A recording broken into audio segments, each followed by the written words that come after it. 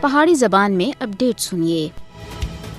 پاکستان سفارتی سطح دے اتنے بھارت کو شکست دے کے یونیسکو اقوام متحدہ دی تنظیم برائے تعلیم، علم و ثقافت کے ایگزیکٹو بورڈ دا ممبر اور وائس چیئرمین بھی منتخب ہو گیا ہے۔ 24 نومبر 2023 کو اقوام متحدہ دی سرپرستی گروپ الیکشن دا انعقاد ہویا سا، جس وچ پاکستان 2023 تھی 2027 دی مدت دے واسطے یونیسکو ایگزیکٹو بورڈ ممبر دے طور دے اتنے دوبارہ منتخب ہو گیا ہے۔ 15 نومبر 2023 کو ہونے والے الیکشن وچ پاکستان سب سے زیادہ 154 ووٹ حاصل کیتے آسے۔ پیرس وچ ہونے والے انتخابات وچ پاکستان سن شاندار فتح حاصل کر کے یونیسکو دے 58 رکنی ایگزیکٹو بورڈ وچ 38 ووٹ حاصل کیتے، جبکہ بھارت کو صرف 18 ووٹ ملے۔ 24 نومبر کو یونیسکو وچ بھارت کو پاکستان دے ہتھوں شکست نئی دہلی دے وقار سمجھے جانے والے عالمی اثر و رسوخ کے واسطے ایک بہت بڑا دھچکا ہے۔ یونیسکو وچ بھارت کی حالیہ شکست سن بین الاقوامی فورمز ایک اہم کھلاڑی دے طور دے پاکستان دی پوزیشن کو اور زیادہ ڈاڑا کرنے دے واسطے یونیسکو وچ پاکستان دی شاندار کامیابی پاکستان کو